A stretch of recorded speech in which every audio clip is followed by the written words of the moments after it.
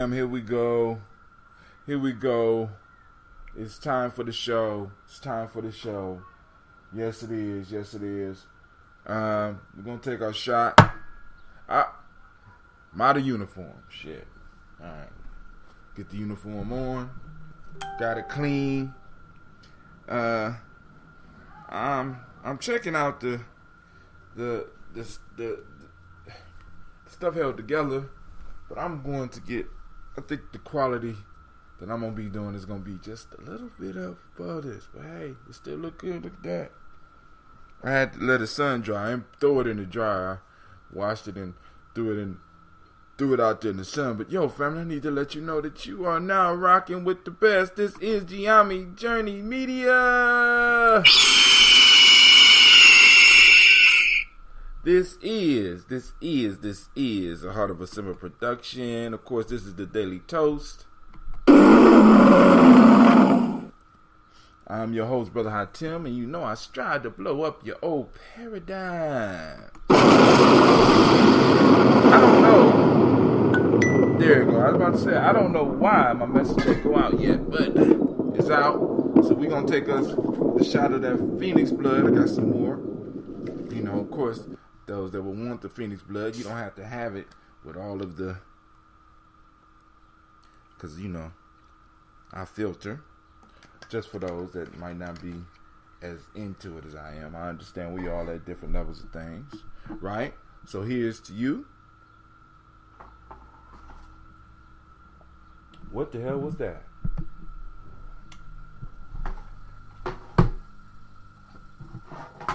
All right. Just heard the sound, scared the shit out of me. All right. So, family, here we go. So, you know what you got to do. Get your water. Got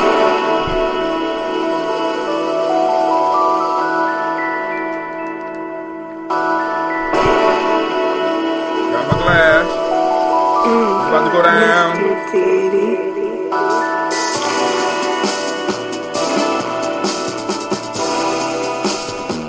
Drink your water.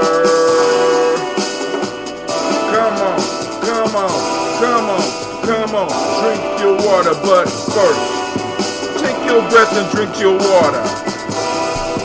Take your breath and drink your water. Take your breath and drink your water. Take your breath. Drink, drink, drink, drink. Drink, drink, drink, drink. Now lift your glass and drink some water. Now lift your glass and drink some water. Now lift some glass and drink your water. Now lift your glass. Drink, drink, drink, drink. Drink, drink, drink, drink. Now move your body, drink some water. Now move your body and drink some water. Now move your body, drink some water. Now move your body. Drink, drink, drink, drink. Drink, drink, drink, drink. Now. Lift your glass and toast your ancestors. My fault. Raise your glass and toast your ancestors. Now raise your glass and toast your ancestors. Now raise your glass. Drink, drink, drink, drink. Drink, drink, drink, drink. Let's mix it up. Here we go.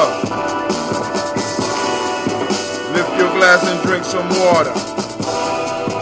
Take your breath and drink some water. Move your body, drink some water. Raise your glass and toast your ancestors. Drink, drink, drink, drink. Drink, drink, drink, drink. Let's do it right this time. Here we go. Take your breath and drink your water. some water. Move your body, drink some water. Raise your glass and toast your ancestors. Alright, that's enough, because we letting up right now, but all I need to say is drink,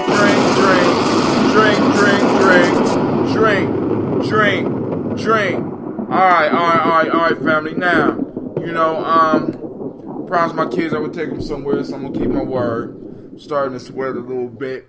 Make sure you drink your water, family. We on these hot days, we need to make sure we stay hydrated. We might need to send each other texts saying, "Are you drinking your water? Are you breathing? Are you moving? You know what I'm saying? Are you remembering your ancestors? Are you practicing gratitude? You know what I'm saying? I mean, it's like we got to constantly remind each other, because this nation builder thing is a serious piece, right? Damn, I forgot to post up my show for IGTV. I'm gonna post it up.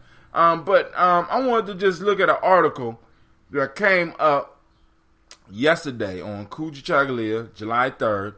Black men are succeeding in America.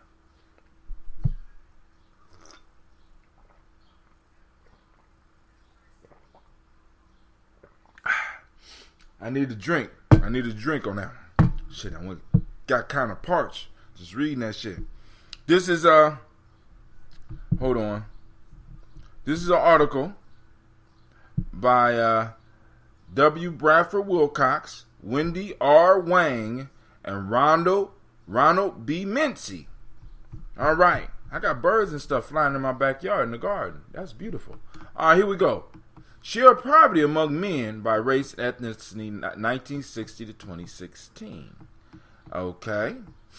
Share poverty among men. Let's see. All right. In 1960, it was about 11% for white men. For Asians, it was about 14%. For Hispanics, it was about 14%. My fault. Let me go back. For white males, it was about 12%. For Asians, it was about 14%. For Hispanics, it was about 29% in 1960. And for black men, it was about 42%.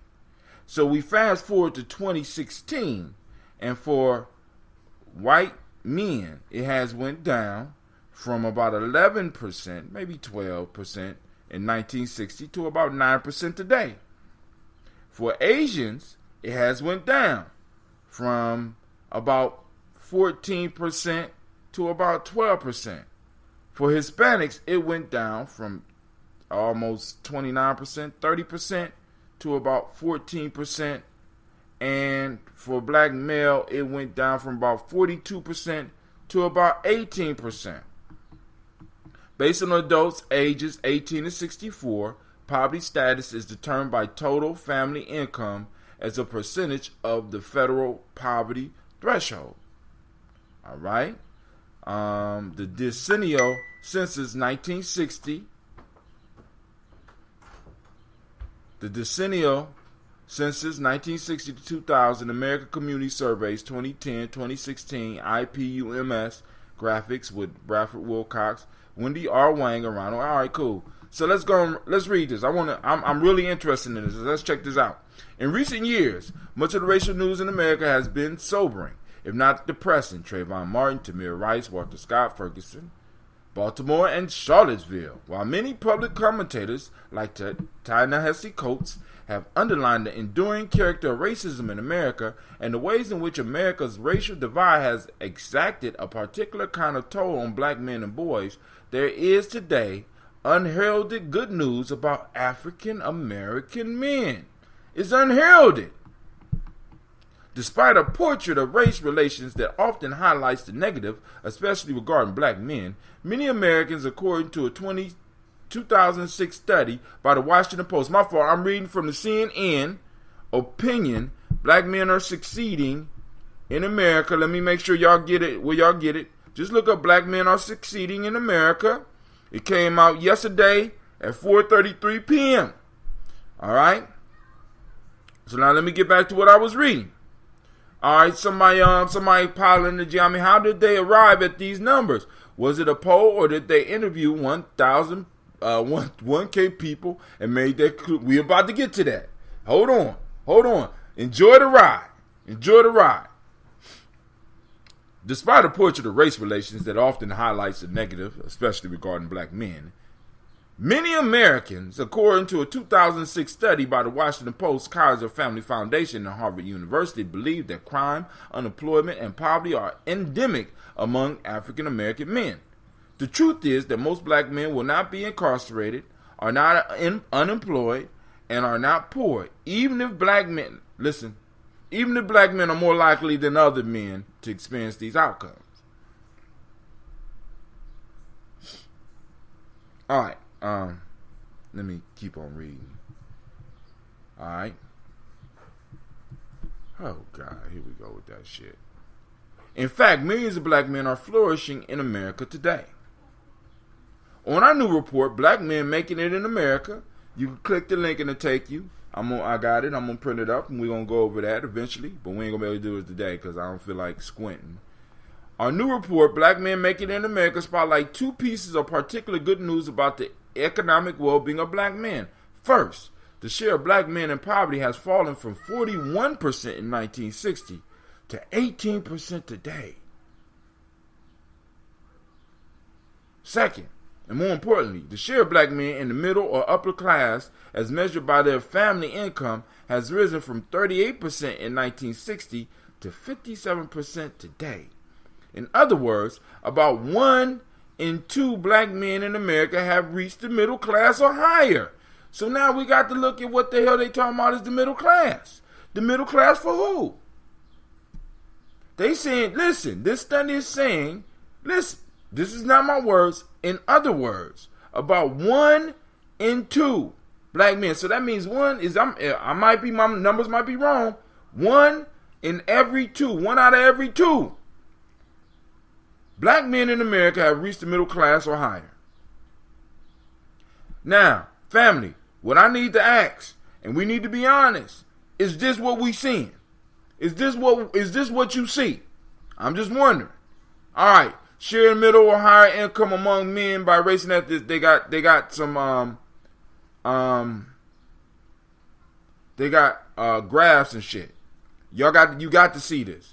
The good news is important and should be widely disseminated. See, they want to disseminate this, right? Because now, one of the issues is because Tone Talks did a study where they went through and they breaking this shit down, right? So now, other corporations, other businesses have to put stuff out, right, to counter this shit. So motherfuckers gonna read this and they're gonna be in places telling us that, hey, it's not as bad for y'all as y'all saying. It's not that bad. Hell, half of you are in the middle class. But we have to determine what the middle class is. Can somebody out there right now get on your computer and find out what the average middle class income is? What for American, just American in general? Are they talking about middle class for black folks? Right? Because when you look at the numbers, the middle class for black folks is equivalent to poverty for. We need to find those numbers. I need to find those numbers. All right, because both of my devices are all my devices are. Hell, I got to see this. All right, Google, you gonna have to work overtime. What is the average income of a middle class family in America? We got to know this type of shit. All right. Your size adjusted household income and cost of living in your area are factors we use to determine your income tier. Middle income households, those with an income that is 2/3 to double the U.S. median household income, have incomes ranging from about $42,000 to $125,000. They never just give you the goddamn numbers. You know what I mean? It's always, All right, here we go, Miss CeeLo. Thank you. I have only one question: where are they at, though? That's what we have to discover as Gye-Nyame. You know what I'm saying? We got to come out with because this shit right here. What this is saying is, you know what I'm saying? Black folks, you have no need to complain. Black folks, there's no need for reparations. Y'all doing all right, black folks. See, because you got to realize that the whole hustle is to get our minds off of what's owed to us. Right? But, I got a little story for you on that one. Middle class is a tricky concept. Depending on where you live, you can feel middle class earnings as much as $250,000 a year, about 5 times the U.S. median income of $52,250 from the same time period. See more. Go ahead, CeeLo. From the same time period. In this analysis, Pew defined middle class households as those earning 67% to 200% of the state's median income. So what does that mean for Ohio? What is the median income like, for example, in Ohio? See, because I want to see how many of my friends is really middle class. Am I middle class? You know what I'm saying? With slow ass computers and cars with interiors that falling in on a nigga, is that middle class? Because if that's middle class, you know what I'm saying? We got some work to do. I think this is new, but these little factoids that they keep on throwing out will probably never be quantifiable as far as I am concerned. This so-called middle does not even exist anymore for the ones that seemingly have all. See more. All the power. CeeLo say they also are screaming that 46-1 has reduced black unemployment to its lowest in history. So not on. According to the census ACS 1-year survey, the median household income for Ohio was $52,334 in 2016. The latest figures available compared to the median U.S. household income. Ohio median household income is $5,283 below. And then when you look at those same figures, because then they break it out by race, and you see that even with the median income for black folks is a little bit lower. And then on top of that, see, because this is what they do. This is why I'm saying, family, we have to be very careful when they be talking about these people of color, because what they do is they throw in people who have immigrated here from Africa. And I know some of y'all be like, but they are. No. Different situation. Different background than you. They can't throw those numbers in with you, because what they try to do, they're trying to wash you out. And many of us don't even catch that shit. You know what I'm saying? So basically, shut the hell up. You have no problems. Exactly. That's all that they're trying to say to us. But let's get back to this. Black men are succeeding. Because, this is good news. Let's get to the gospel, the good news. I'll post the race breakdown on Gye-Nyame. Thank you. All right, so let's go down. By the way, it's a black dude. Stop. Damn.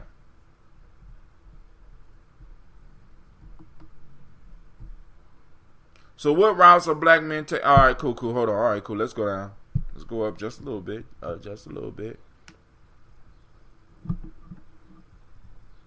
The good news is important and should be widely disseminated because it might help reduce prejudicial views of black men in society at large and negative portrayals of black men in the media. It should also engender hope among all African Americans. See, we the only motherfuckers in the world that they plan to satisfy with hope, not cash. Hope. You know what I'm saying? They didn't give Israel hope. You know what I'm saying? They didn't give Japan hope. They gave them money. But you, black man, we're gonna give you hope. We're gonna certify you in the hope area, right? We're gonna fortify the hope process for you. Fuck the money though. Don't worry about the money. You worry about the hope. Okay. All right, I got it. It should engender hope among all African Americans, particularly young black men. All right, somebody on the line. Who on the line? This probably CeeLo. Mad as hell. Who? It is.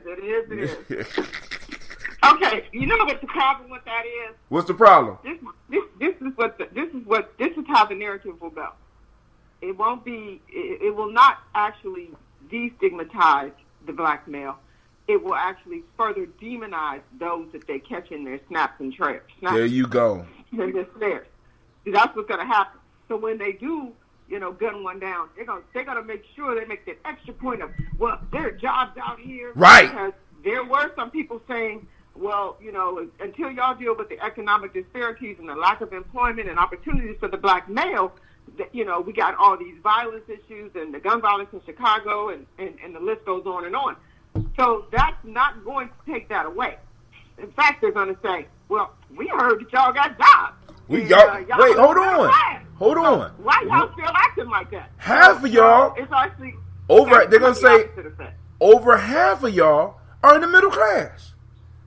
Yeah. Over half. And the rest of you all who don't and aren't, well, y'all just need to pull yourselves up by y'all boots. By your bootstraps. We ain't got no boots or no straps. No boots, no straps, no nothing. Matter of fact, we've been the boots that white America has been walking on for a long motherfucking time.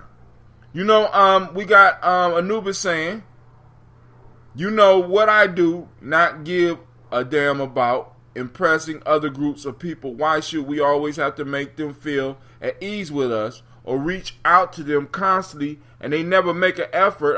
See, this is true. And make an effort to at least try to make us whole again. And that is the issue.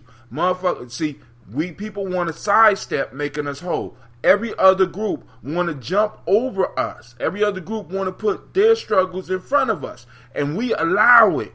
Right, family? We got to stop being the universal whoop boy, the universal whoop girls of the world, and allow motherfuckers to overcome their issues by downgrading ours. We need to start standing up and let people know that shit is unacceptable.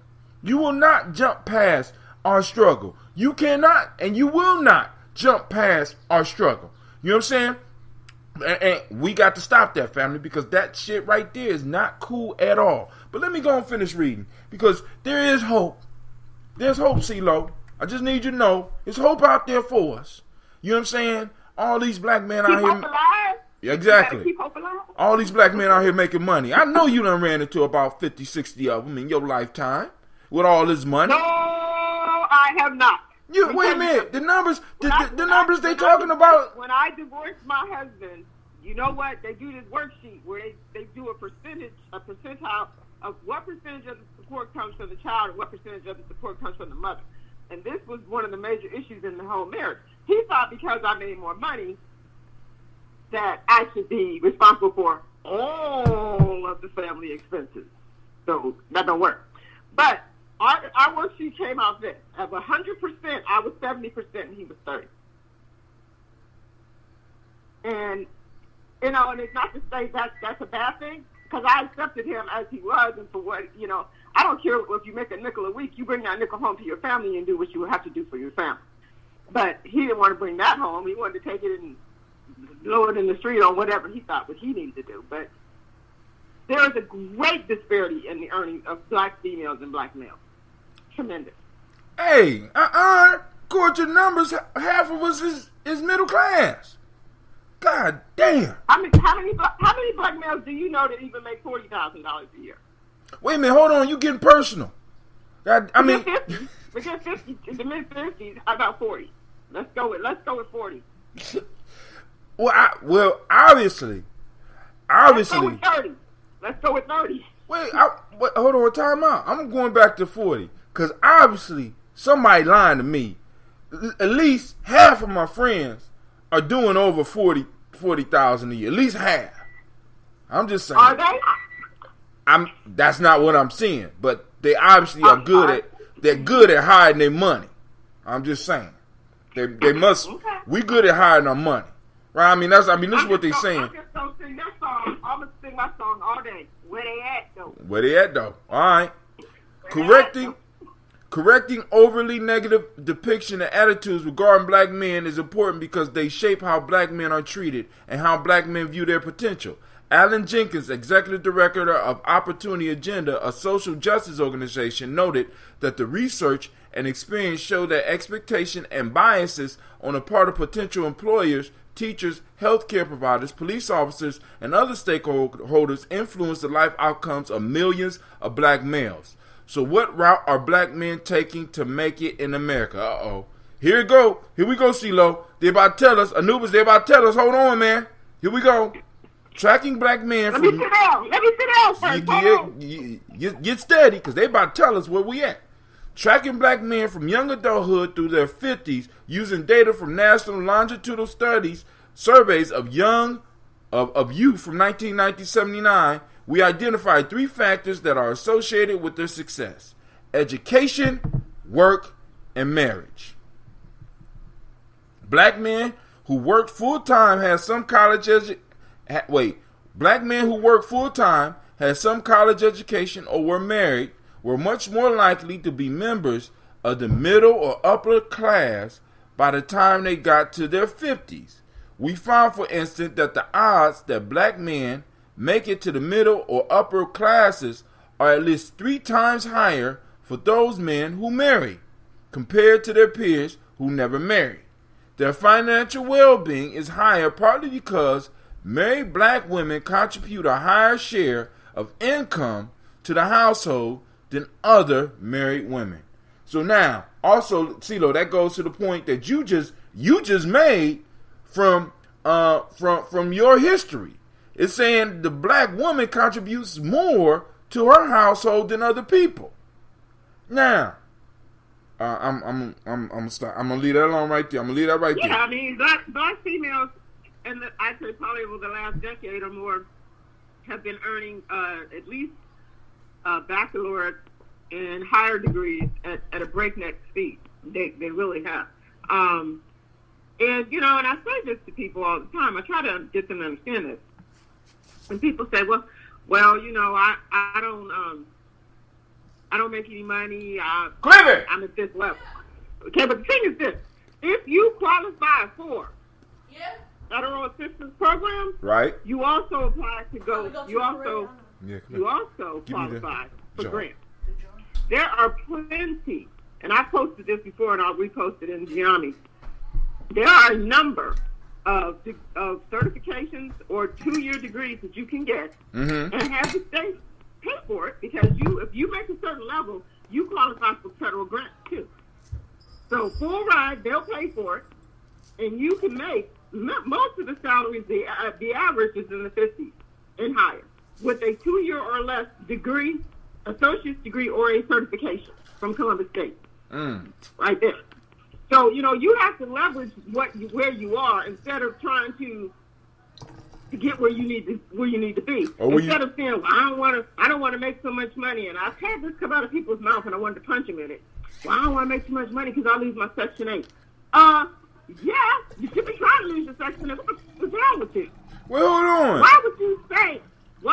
Because see, when they get ready to get rid of those programs, where are you gonna go? I mean, but I'm just saying. Right now, I'm told that I'm living the life on Section 8. You know what I'm saying? No, you're not. No, you're not. You sure? No, you're not. My father was murdered in 1968, 50 years ago, this June. Okay. Right. And my mother was 21. He was 22, going on 23. He got killed 2 days before his 23rd birthday. My mother, because my dad was in the Army, she got his Social Security and a VA check, and he got food stamps, and that's what I was raised on. And you know what she told us almost every day? This is not what you want. It's not living. This, you do not. And none of us ended up on assistance. None of us. She said, and she told you, you're going to school, you're going to get your high school diploma, and you have 1 year after high school graduation to figure out what you're going to do. You're going to go to the military, you're going to get a job, you're going to go to college, you're getting the hell out of here. Damn. Figure it out. Okay? I got to stay 4 years because I actually went to college and I did get my degree in 4 years. But my brother and my sister both went to the Navy and the Air Force. My sister just retired last year, 29 years in the United States Air Force. My brother did 20 in the Navy. Okay? Right. I got a degree. 2 of them. Ended up getting another one when I moved to Mississippi. And you do make more money when you earn. And guess what? The other things you told us. We're breaking this cycle of poverty. We're breaking this cycle of unwed motherhood and single-parent households. We're breaking all those cycles. So, I'm sorry, because it doesn't matter. You do better with 2. If 2 people are honestly and earnestly pulling together, you do better. You get further with 2. Right. So you do. So basically, your mom laid out a path for y'all. Absolutely. And people say, well, young mothers. No, my mother was a young mother. She got pregnant in the 11th grade in high school with my brother. So I don't want to hear that young mother crap. Right. And I don't want to hear none of that. Now, one of my brothers broke it down for one of my brothers, Asad Shabazz, said a long time ago. We talk about young motherhood as if that's new for us. You know what I'm saying? I mean, really, when you think about it, my mom was a young mother. You know what I'm saying? I really don't know nobody who didn't have a young mother. You know what I'm saying? But hey, this is the difference. This is the difference. That cycle of passing on to the generations our mores and our morals, our values, that is where the breakdown has occurred. Because my mother told us, you better not get pregnant. You ain't bringing no baby up in here. Okay? You better not get pregnant. That wasn't even acceptable behavior. My sister has no children to this day. And the one I had when I was married, my brother is a bigger whore as he is. He only has 2 biological children with his wife. So you don't have to throw your brother up under the bus. Damn. Huh? You ain't got to be out throwing your brother's business all out in the street. No, my brother is one of the biggest whores I ever met in my entire life. I'm God. just going to put it out there. I'm sorry. He cannot help himself. He brother, got problems. Brother, I feel your pain. With that, he had enough sense to use a condom because my mother told him that. And she bought him condoms when he was getting of age. And when I turned 16 and graduated high school, she said, this block of time right here, I need you to be available. She didn't tell me where we was going and what we was doing. But I was available. We went to the doctor's office, and she said, you are getting on birth control. You made it through high school. You didn't get pregnant. Thank you. But for me, I don't want to know what you are doing, what you aren't doing. But I need you to get on birth control, finish your degree, and get on with your life. Man. Anubis asks. A young mother. Hello. That was a young mother.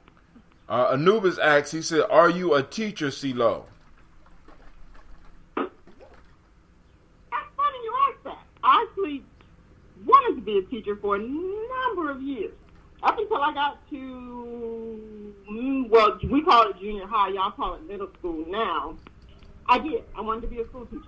Absolutely wanted to be a school teacher. And maybe when I retire and money is of no issue, I'll be one. But, no, Sasha. You taking them out there? Y'all need to hurry up because it's already started. I'm going to come up there. I'm going to come after y'all. This way, right? That way, like where we used to live. But no, but I think we should teach as we go, and if everyone that we come in contact with, if we can help them and impart something to them, that's what we should do. All right. Let's finish. Let me finish the study, and then we're gonna get to this. Black men who work full time, have some college education, or were married. Okay, cool. We already did that. Adding to the chance of black men achieving middle class and higher status in the U.S. military. Or maybe we didn't. Hold on. Okay, cool. Yeah, we did. Income to household, okay, my fault. That's what their financial well-being is higher partly because married black women contribute a higher share of income to the household than other married women, which is a whole discussion in itself. Adding to the chances of black men achieving middle class and higher status is the U.S. military. We found that serving in the military was associated with 72% increase in the odds that black men made it into the middle class or higher as a 50-something men.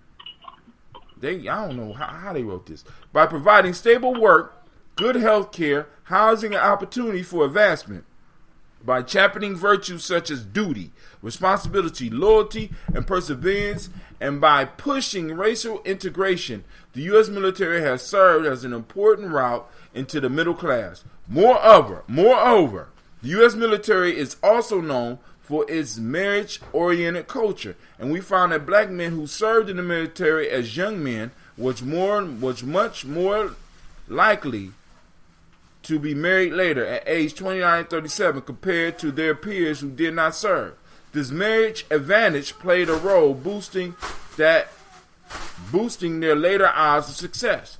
Of course, the story our report tells is not all rose-colored. Okay, we might be getting to some truth here. Black men are significantly less likely to make it into the middle and upper class than their white and Asian American peers. The odds of black men in their 50s... What? Can I get a trash bag? No, that bag is big enough. But he got a trash bag. Get out! It's real life here at Gye-Nyame. Of course, the story... Hey, Cleve, hurry up and get out of here, man.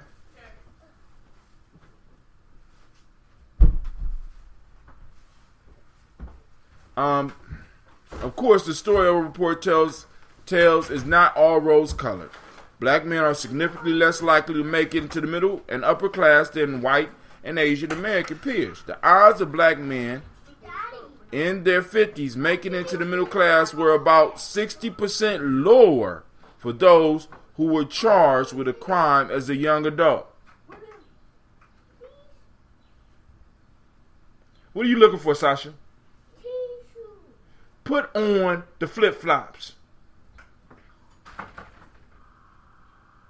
So y'all missing it. That's the wrong foot. Shut up. Oh, I'm sorry. Because we still don't have to go. The odds of black men in their 50s making it to the middle class were about 60% lower for those who were charged with a crime as a young adult. Given that racial segregation, poverty, and bias affects the odds that young black males get caught up in the criminal justice system, systematic racism limits the economic fortunes of black men. What's more, right now, only a small minority of black men graduate from college. 17%. Schools and colleges need to do more to identify, recruit, and support young black men so that they are accepted, attend, and graduate from 4-year colleges and universities in the U.S. How they going?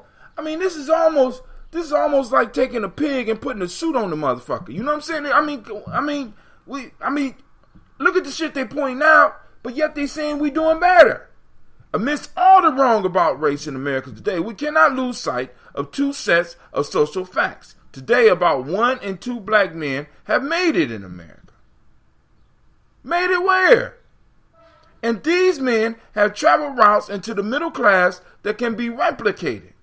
The evidence suggests that if more Americans knew how many black men were succeeding and more about the routes they are taking, it will reduce racial prejudice and engender hope among today's young black males that they too have a shot at it in America.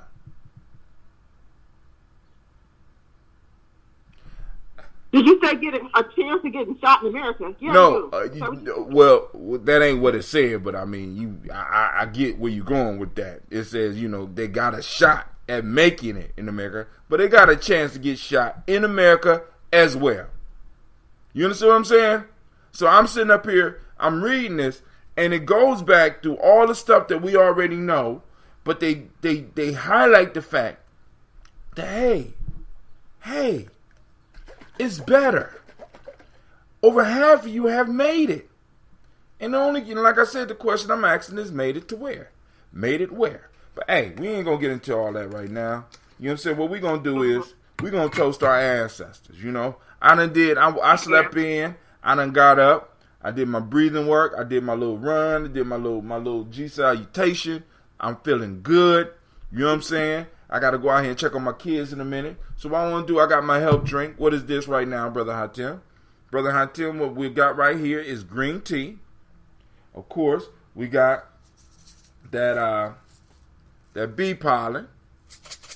All right? And we got a shot of that phoenix blood. Y'all know what that is. So we poured it in. And yes, I do have some of that ambrosia brewing. And I will have an extreme large amount because I had an extreme large amount of honey this time. I was blessed. And I may have found another honey hookup that's a little bit closer too. So we're gonna be able to get those pounds of honey in, right? I'm doing honey like dope. Got pounds of the honey. You know what I'm saying? Closer than the one you found during camp? Yep. Closer than the one I found during camp. I thought the one How's the prices though? the homeboy said if I call him around the end of July, I get $4 a pound. I didn't even talk to him about bee pollen or anything. I mean, but there's a possibility he got that too. So we're gonna see. You know what I'm saying? But because like I said, around the end of July, I'm thinking about I'm gonna shoot for 20 to 50 pounds of honey, right? You know what I'm saying? Because first off, the honey, I'm gonna talk to you about some of the health benefits of the honey and the green tea. We're gonna go back through the whole process of the ambrosia so that people can understand the health benefits of the honey, the green tea, the fermenting process. Because I gotta constantly remind people about the power of what we're working with here, right? And then now I'm gonna be throwing bee pollen into the mix. You know what I'm saying? So to even empower the honey and the fermentation process even more. But hey, so first, giving honor to the creator by whatever name you choose to call that creator. We lift up our glass and we salute that creator and we say all together, Ashe. That's right. Uh-oh. From there, family, we move to the stars of the show. The stars of the show. And that is our ancestors. That's our personal ancestors. Right? So, we want to lift up our personal ancestors. If you have personal ancestors that you want me to say or to recognize, you could write them up if they're not already on the list. Here we go. Miles Brown, Miss Ann, Robert Alexander Davis, Herman Brown, Senior, Rosalie Tilly, Georgia William Walker, Christopher Fanny Gasson, Aunt Lena, Uncle Chris, Aunt Finn, Cleveland Geneva Brown, Margaret Ellis, Wash Ellis, Cecil Ellis, Elvira Brown, Gina Gaines, Herman Brown II, Barbara Twiggs, Wash Ellis Jr., Katie Ellis, Nikki Ellis, Jamon Jones, Jeremiah Tappan, John Fallard, Montague Pimentel, Nomo X, Pat Maya Ra, Malika Fakur, Dr. Marianne Williams, Kojo Kamal, Elder Farmer, Elder Millie Dixon, Tony Clark, Pastor Yusuf Weston, Elder Ajani,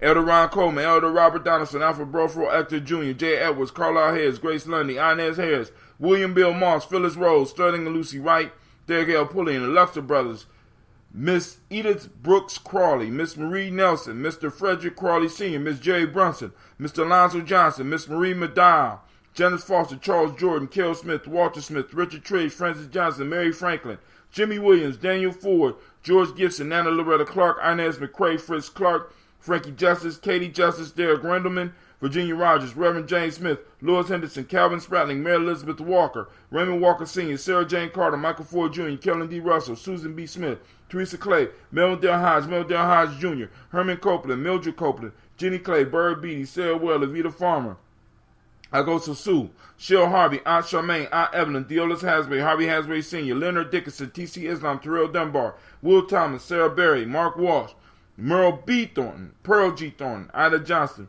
Florence M. Carter, Joanne Thornton, Edgar Trisha Lewis, Juanita Wright, Robert Wright, George Wright, Mary Eliza Frederick Davis, Mary Elizabeth Rogers, Mary Esther Keechler Reese, Linda Watson Hammonds, Jarrell Giles, Watson, Sparrow, Slimmy, Selvin Lewis, Andrew Holmes, Pearl Moore, Percy Moore Jr., Mildred Owens, Booker T. Bowden, Charlie Hunt, Sammy Stover, Hilda Pearson, Sturgeon Thornton, Richard Thornton, Lavina Hall, Freeman Bankster, Mary Moss, Ophelia Peacock, Willie Thornton, Napoleon Kendi, Mark Ramsey, Paul Ramsey, Matt Ramsey, David Ramsey, Charles E. Thornton, Frankie Quells, Urania Thornton, Bernice Quells, Ernestine Jackson, Frankie Johnson, Teresa Mormon, Leon Johnson, Charles Bell, Vivian Ramsey, S.E. Johnson, Del Rita Johnson, Leon Johnson, Charles Bell, Vivian Ramsey, S.E. Johnson, Del Rita Johnson, Leon Johnson, James W. West Sr., James Parham, Dana Jones, Henry Worlds, James Farmer, Mary Chavez, Leon Grace, Bessie Johnson, Hattie Levester, Mary Moreland, Paul Moreland, Elder Caleb, Rosemary Martineer, Elder Amatep Wellman, Fred Douglas Triggs Sr., Thelma Triggs, Thomas and Lula Berry, Lacey and Eleanor Howe, Frank and Russell Davis, Fred Douglas Triggs II, Vina Triggs, Reverend Eddie Moore, Helen Fuller, Eugene Jackson Sr., Richard Ellis, Silas Alexander, Charles Maxwell, Percy Alexander, Arthur Reynolds, Stanley Lockhart, Ricky Lockhart, William Lockhart, Woodrow Lockhart, Brenda Porter, Deacon Hargrove, Carla Sawyer, Andrew Parker, Doris Donald, Ellis Murphy.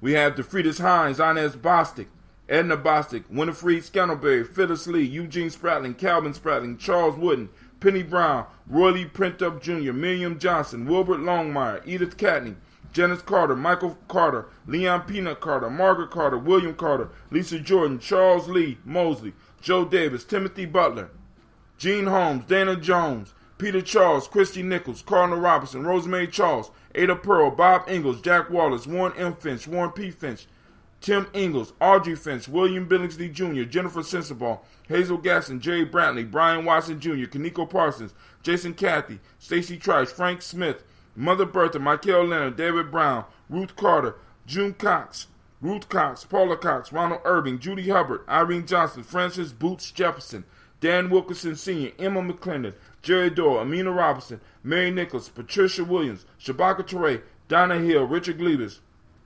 Lee Irby, Tommy Irby, Voy Irby, Jim Gaucher, George and Haley Johnson, Archie and Margaret Armstead, Archie Beck, Annie McGill, Charles McDaniel, Christine Cottrell, Aunt Becca, Alice Arnold, Arthur Arnold, Hattie Reed, Charles Reed, Eula and Andrew Baker, Patricia and Edwin Brooks, Gwilyn and Bob Hatch, Kimball Vernon, Bradley Kim, Janie Harriet Tubman Cates, Spencer Sturgis, Sally Mae Baker, Ethel Baker, Creola Baker, Geneva Baker, Aaron Nino Baby Hatch, Hatch Sr., Mally Miller, Halsey Hatch, Dad, Cleveland, Mother Gibson, Alex Nixon, John Bowie, Lester and Rachel Saunders, Dorita Ross, Riola Ross, Robert Nelson, Francis Stevenson, Leroy Stokes, Neely Johnson, Fletcher Swan, Maddie and Charlie Scott, Vivian Stevenson, Mona Ann Lewis, Cornetta Lyman Lewis, John Jackson, William Dallas Lewis, Mary Francis, Chappelle Jackson, Michael Slade, Joanne Perkins, Richard Jackson, Martha Ford Dawson, Big Mama, Nanny Harris, Eva Ford, James Hairston, Margaret Towns, Mary Williams, Leroy Q. Heath Sr., Albert Moore, Miss Vanilla, Alice Motley, Geraldine Elizabeth, Douglas Thompson, Earlington Houston, Lud Alls, Elijah Halls, Jerome Alls, Henry West Staten, Joel Jamel Alls, Ann Pierce, Donald Carter, Lily Green, Nathan Green, Bet Vaughn, John Dewey, Ruth Beard, John Dewey and Ruth Beard, Tim Butler, Ramey and Laura Newton, J.B. Foggy, Thomas Newton Sr., Baba Naeem, Jeanette Sanders, Jerry C. Sanders, Roy Pruitt, H.J. Brantley Sr., Henry Wilson, Rufus Jenkins, Minnie Wilson, Catherine Sanders, Morel Ellis, Elizabeth Battles, Henrietta Irby, Mildred Armstead, Margaret Armstead, Catherine Anthony, Ruby Brown, Charles Walker Sr., Charlie Walker, Cecil Russell, Diane Irving, Haran Phillips, William Ford Jr.,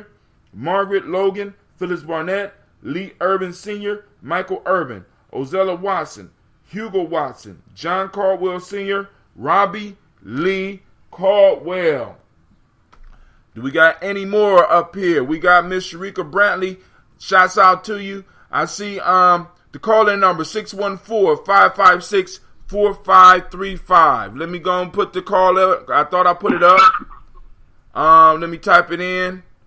For those people that might want to join the conversation. Oh, computer, don't do this to me. 614-556-4535. All right, here we go. Call in. Let me put in a call-in number. Call in number. Wow, there we go. All right, so we got the ancestors. We got the ancestors called on. We lift up our glass and we say Ashe. Here we go, family. Now we move from there to the present moment. Where are we right now? We are in the now. We are in the now, family. So listen up. Come on! What's the matter with you? Tomorrow. Let's do it tomorrow. There is no tomorrow. There is no tomorrow. There is no tomorrow. All right, family, we got to stay focused in the now. We got to go and empower our now. We can't be worried about the past. We can't be fretting the future. We got to operate in this now. We got to make our moves powerful and make people recognize, not just make other people recognize, but make ourselves recognize our moves. We got to do power moves within ourselves and within our community. We got to start, making shit happen. So we are on Ujima today. Those that don't speak the language, I'm gonna help you out with Ujima, because Ujima is one of those ones that's kind of hard to remember. Collective work and responsibility. Let me go and lock that up there. Collective work and responsibility. The M7 of the day is respect. The meiotic principle of the day is righteousness. The color is blue. The hermetic law is vibration. The male energy is Kwaku. The male name Kwaku. Female Akua. We are on the African Center Culture Virtue and Value System. The ones we're pulling on today from the Emotional Emancipation Circle. We are on YAR, which is, YAR, which is politeness and respect, particularly towards your elders. In Akan ethics, we are on obedience and respect. And in Yoruba today, we are on the Luti, which is teachability. So this is a powerful moment. And you got all those things you can pull on for this moment. We lift up our glass. We say Ashe. From their family, we move to our future generation, our children, our children's children, on to infinity. Because we know if we handling business now, we're going to make life better for them. So we raise our glass and we toast them in advance and we say Ashe. From their family, where do we go? We go from there, we go to all of our relations and we say Ashe. We're going to toast all of them. And we're going to move from there. And we're going to do the selfish toast, family. I'm raising up the selfish toast for some selfish things for yourself, family. What is it that you need to make your life successful? What is it that you need to make your tribe successful? What is it that you need to make your community successful? This is that selfish toast. We raise it up. I move it towards you. And we say, Ashe. Ashe. All right. From there, family, we move on. And from there, I toast you, the most powerful being in the room. I lift up my glass to each and every last one of you. I thank you for taking the time for joining us. And we toast. And if y'all want to continue conversating, we can. Because I got a quick story for y'all. And it's about nation building. So we say Ashe, Ashe, Ashe. Let me get my bell. Ashe, Ashe, Ashe. Got that little bell, see, we getting fancy up here, right? All right, and we say, I'm about to sip on this. Somebody else joined us. Who is it? It's Brother Shaka. What's up, Brother Shaka? What's going on? Hey, man, I just rolled over, saw that y'all was on, so I thought I'd try to catch the toast before it was gone. Oh, yeah, because, bro, I be jumping up sometime. I be, I'm old. I got to get up. And then I got to go out here, run out here and check on these kids because they out here at this parade trying to come up on all this free stuff. You know what I'm saying? We got Miss Navita is in here. Is there a Sharon Gordon on the line? Hello? I can't even. Can you hear me? Hold on. I got my grandson's phone. I'm trying to work his phone because my phone is dead. Can y'all hear me? We can hear you. Hold on. Guess that's how his phone sounds. No, you sound fine, Navita. I know y'all sound a little distant, but I guess it's just his phone. I don't know. Who is Sharon Gordon? How you doing, Navita? I'm doing okay. How's everybody doing? I'm blessed. We doing. Well, doing it to death. Today is the 4th, so I just kind of wanted to touch on the day. And been watching the news this morning, and I see the plethora numbers of black folks out in red, white, and blue for the 4th, and I don't think they realize that this is not their Independence Day. I know you might like fireworks and all that, but just realize, that it's not your Independence Day because you were still slaves. That's in 1776. And I feel like you need to check yourself if you can do that, but you can't come out and support your African cultural festivals. But you could come out and support other people's independence. You know, so.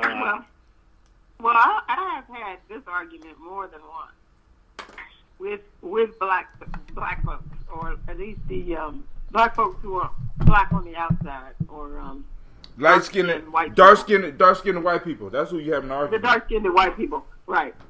And they will tell me that they are not African; they are American. I said, really? According to who? Because when you get your little wake-up call, come back and talk to me later. Right. You know, I gotta say something. You know, the thing is that, like, I mean, we gotta be careful what we ask for, because next thing you know, we're gonna have people shooting their guns at Juneteenth. You have people doing what? Well, who wants to do that? Why would we ask for that? What? What's wrong with shooting your guns at Juneteenth? What do we? Yeah, what's that? What's that about? What's wrong with You shooting mean how guns at the way Juneteenth? that they shoot the fireworks? We don't even have any type of fireworks and stuff at our Juneteenth celebration. We don't even surround, at least here I know, and the others I've been, there hasn't been a shooting guns as a tradition associated with Juneteenth. Well, shit, we might need to go and incorporate that shit. What are you drinking, Hot Tim? That looks like a bowl of shit. Why is everything got to be so? I'm just Like, hey, I'm straight down to it. You gotta have But you know a what? file. The thing is, but you know what, Navita, as we continue to promote, develop, and build out our cultural calendar of significance, we need to be mindful of not just emulating them, and really exploring and learning our culture and what that looks like to celebrate our culturally significant days, not just emulate what they do. how they celebrate theirs, right. So I'm not necessarily looking for fireworks, quote unquote. What do we do? I mean, I'd love to see, I love the drum call. I love libations. What other type of, like when we have the African dance at Kwanzaa, and, let's do our stuff. Let's not just, put red, black, and green flag up there and still do what they do. I still want to shoot at Juneteenth because that's a good ass idea. Listen, folks don't need to be shooting like that, shooting at New Year's and all that other. That's dangerous as hell. And Yeah, but I mean, but when in Rome, in the PC because said, No, we are not shooting guns. We have enough guns being shot in our community, and if somebody a bullet comes down and accidentally hurts someone, that really is not where we want to go with this. I kind of agree with you, but we can have an archery contest. archery, We can have them an arrows, contest. them arrows is dangerous too, but they don't blow up. See, with No, a gun, I'm saying, but you know why we can shoot have guns contests. during New We Year's can and have shit, right? We can have marksmanship contests. Right. I'm trying to start a black gun club, but just randomly firing weapons. I ain't say randomly. You ain't hear me say random. I said we need to shoot. See, because when you shoot, I heard Shaka say he wanted some shooting. I think that was Shaka. well, Shaka said shoot, but Like I said I won't shoot. I didn't say that's what I wanted. Let me just clarify. He said he'd be I'm careful. Just saying that when you understand the behavior, the celebratory behavior that's nurtured in the environment that we're in, we have no choice but to. I mean, unless we emulate that and bring a new reasoning behind it, a new significance. But the thing is that when you say no, that's not what Juneteenth is about. The thing is that that's a very African American attitude, because when you look outside of the scope of African American, this, I mean, in the not just because in New Orleans,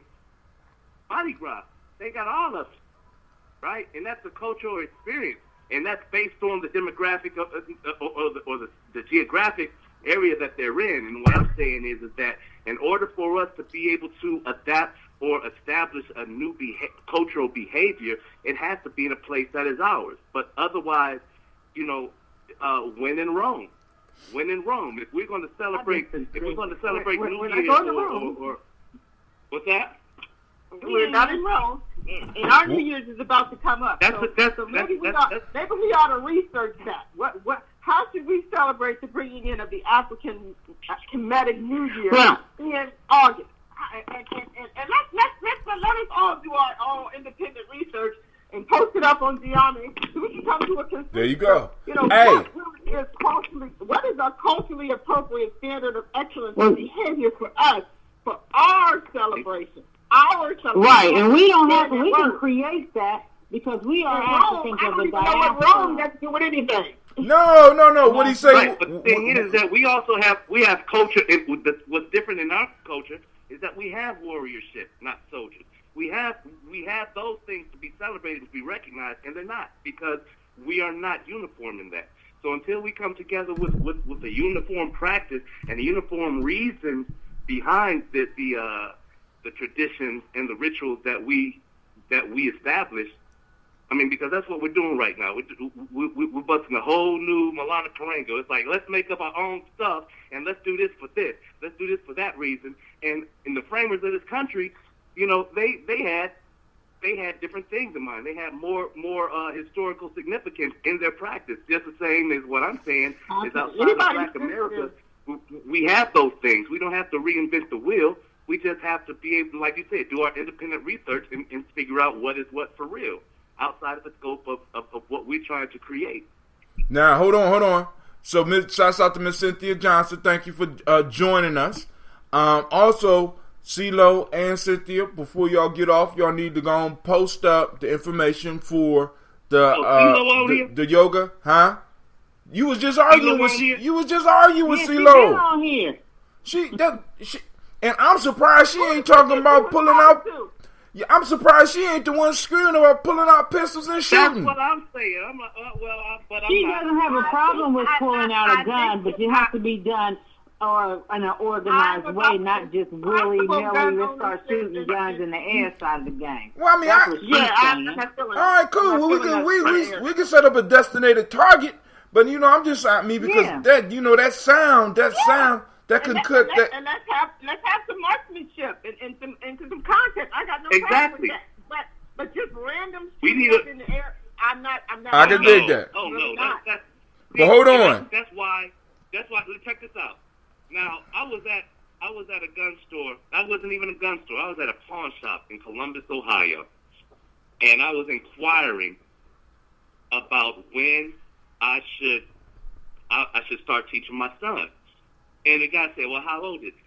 And he's like 7. He's like, "I got a 7-year-old. He has a 22 rifle. Now, 22 rifles that they sell is only $70, and they sell them straight up for their kids. This is of course, this is a single load, right? What's that? Is it a single load?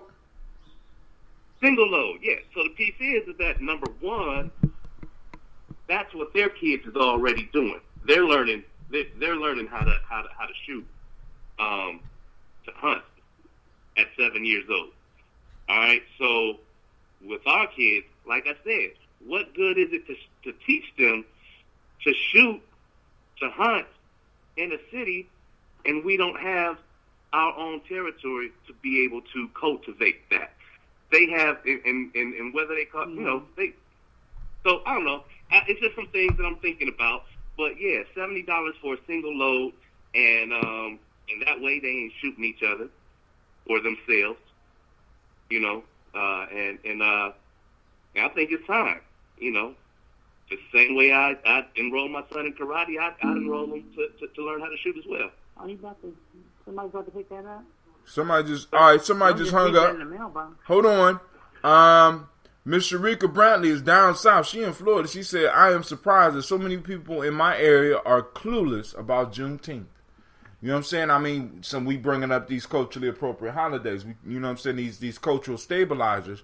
And we got a sister down south that's saying that there's a lot of people down there that don't even know about. I don't know. You hung up. Call back, Miss CeeLo.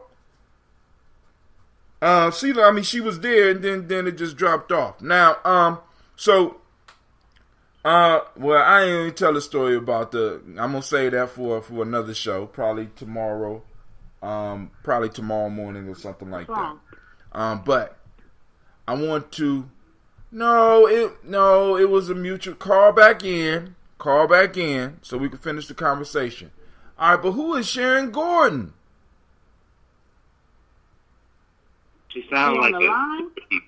Yeah, it says Sharon Gordon on here. A Columbus. Shaka, you calling from a Columbus number? Huh? Yeah, I'm calling from a Columbus number. Okay, all right. Now I figured out who Sharon Gordon is. All right. That's Oh, Shaka. but hold on. My number say Sharon Gordon. Your number say Sharon Gordon. I need her social security number. She sound white. Nah, she black. All right, you back, CeeLo? Who sounds white? Sharon Gordon. Sharon Gordon. Huh? All I'm saying is that Sharon Gordon sounds like she got good credit. If I got her telephone. No, you didn't. I know you didn't. No, you did not. Don't let them Hi, fool you. Sharon. I know Sharon Gordon. Hi, Sharon. Nice to see you or hear from you again. I know you're still well on the planet. That's Shaka, girl. That's Shaka. I'm conveying my wishes to Sharon Gordon. She was on the call. She was on the feed, wasn't she? That's Shaka. Shaka's.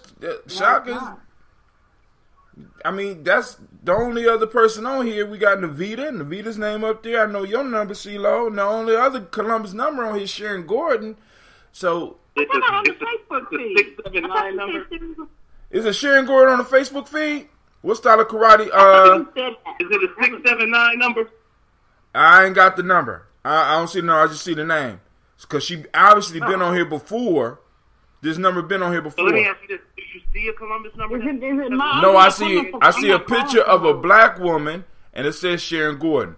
But hold on, Shaka. Might be me. I don't know. No, that's not you because you Navita Cherie.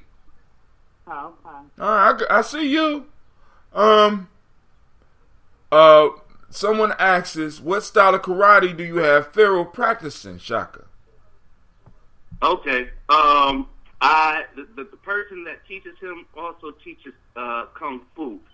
I want to get Pharaoh into Muay Thai, but right now, I mean, I guess Work with what the you way I got. see it, if I get him in the kung fu first, and then Muay Thai would be the next discipline. So it's Kung Fu right now, is what you're saying? Is that the answer? Yes. Yes. Okay. You said karate first, man. Now, Miss Cynthia Johnson, my family is having our first Liberation Reclamation Celebration Day instead of, you know what? I could dig it. This is barbecue day for me. Shit, you know what I'm saying? I'm celebrating the long barbecue day. Barbecue day is the long celebration of black folks having to cook outside and shit. You know? Okay, well, you barbecuing today? No, I ain't barbecuing. I'm going to celebrate at other people's places. I'm driving around town, and when I smell a barbecue, I'm going to jump out the car and see if I recognize anybody, and I'm going to slide in. Yeah. No, do wedding crashers. Don't even act like you. Just walk up and act like you're supposed to be there. You're a member of the family. Oh, you know, I'm from Ned's cousin, son, niece. Remember that? You're a we wedding do it. crasher. Uncle Lucky and Cousin T. Shoot, I'm Pookie. Yeah, I'm looking for. Is Pookie here? So, you know, I'm just. But This is the address he gave me. He told me he'd be over here. right, Pookie told me to come. You know. And just have you a 2-liter pop in your hand. Just say, you know, I came. I brought some pop to contribute, or a pack of napkins, something. Bring something. I'm bringing some plates. Well, let me say this in regard to the holidays and everything. They have Baba Shango and them putting something together for the African Cultural Arts Festival. Right. August. No, it's not. So. Yeah, it is August. You're right. So, with that being said, I'd like to see everybody come out for that and celebrate that as much as they are for the 4th today, because I see a lot of black folks today. They show the parade going down in Bexley, and I've seen about 50% at the moment of the folks. This basically was black folks out there. You know, I mean, but you know they get the kids. That is what we do. That is what we teach our children to do. I'm going to tell you, that's how I was raised. 4th of July, we got our new outfit. We got our new pinwheel. And we was... Damn. Girl. She said a Love my pinwheel. pinwheel. You got to tell, a lot of these kids don't know what a pinwheel is. You get them a pinwheel, they throwing it down. I mean, it's like a pinwheel. You went... I love me some pinwheel, okay? And you got you probably got a new hula hoop or a new thing of bubbles. I mean, we was in there true. like times was a lot easier. Okay? Shit, now these kids need Wi-Fi for anything you give them. And you're like, shit. Did not know That anything. sounds like New Year's Day to me. No, they used to get the squirt guns. Yeah, This that was was. I 4th of remember July. that. You used to get a hula hoop. You get the red, white, and blue pinwheel. You had some bubbles. take away- The boys would get squirt guns and stuff. Yep. Yeah, man. There you go. It was like That a was family summertime. reunion almost. That was summertime. Basically, I mean, That was actually, Okay, let me ask y'all this. If y'all take away the barbecue and you take away the fireworks, what's the difference between New Year's and 4th of July? what? New Year's? I just think the intent. Other than that, the intent. New of the Year's, we went to celebration- church. We went to Man, church for you know watch what? We night need a service. We need a holiday where the elders, the kids, we break dance. That's what we need. It's called We break Kwanzaa. Shaka, we break what? It's the third break. Break dance. dance. You're going to be breaking something. He said, "You right, gonna be breaking something." I mean, so does that holiday come with an insurance package? I mean, come on, dude. What are you talking about? Shit. I know, right? What the heck? Well, see, I know, mean, we right? talking about There's gonna be some Harold. We people. talking about cultural appropriateness.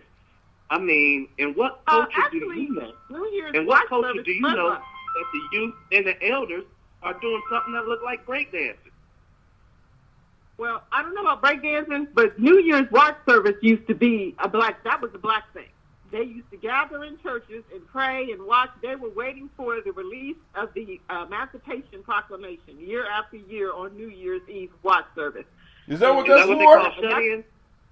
Is that what that was It was for? called watch night. It was called watch night service, and they were looking for somebody to come and bring word that the Emancipation Proclamation had been signed and that they were free. Is that The the? slaves gathered every year on December 31st in their little churches or wherever they gathered to worship and do their little praising. They gathered on December 31st for watch service. They absolutely did. Now check this out. I grew up in a congregation that did that. Never identified it for that. But and I did too. I grew up with that too. And then if we didn't go to the church, we were at my grandparents' house and we stayed up and we ate and cooked and watched what's his name, Dick Clark rocking New Year's Eve. We watched that and did the countdown. And Hold on. In your childhood memory, was the Jackson 5 on the Dick Clark show? You know what? I'm not sure if I ever saw them because we were either at the church or we were at the house. So if they were on there, it might have been one of the years we were at the church. But at midnight, we got on our knees and we thanked white Jesus for bringing us into Hey, did y'all have a year. picture of white And Jesus then- on the wall? And then New Year's Day, we had our greens and our black eyed peas and our sauerkraut and our pork and our coon and we had a feast, okay, of all these things that were supposed to bring us luck and money all year. Yeah, okay. But that's what we did. Because My those dad were used the to make things that the taco slaves did. Taco salad. Yeah, I don't know where it came from. Taco Did you say salad. taco salad?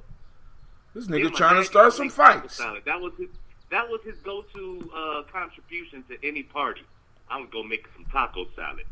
I don't know. My family is confused.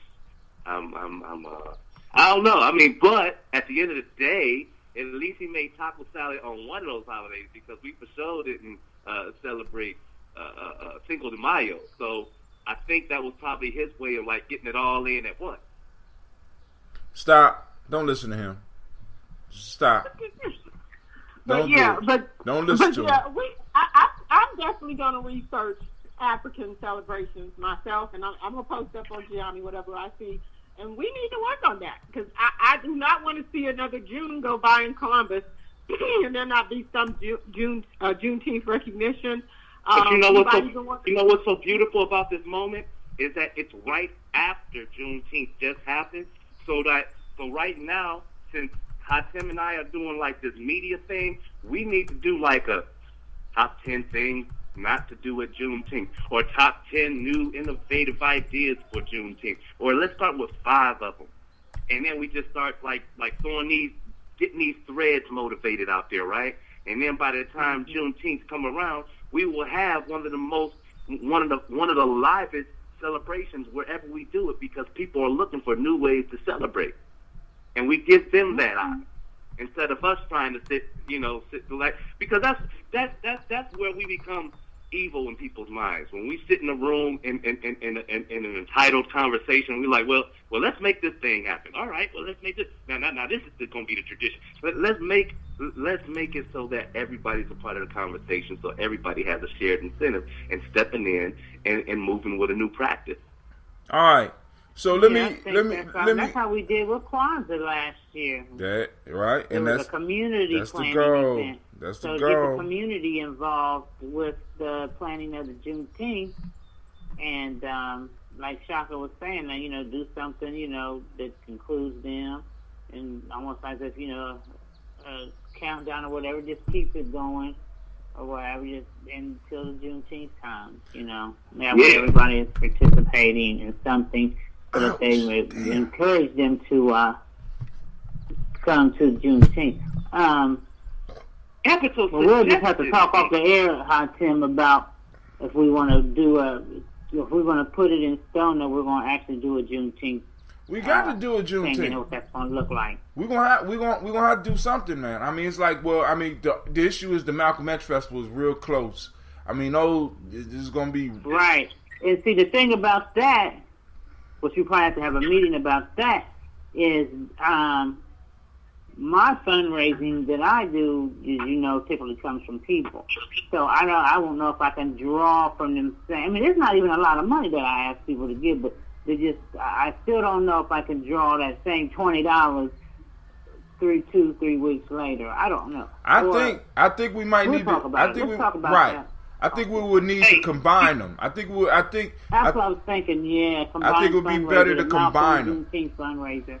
Right. So yeah. Now, also that goes to another piece that I talked to you about, Hatem, is that number one, when we have these multiple things and we push them all at once, for vendors, what that means is that we got to get them a blanket price so that when they buy into all of them.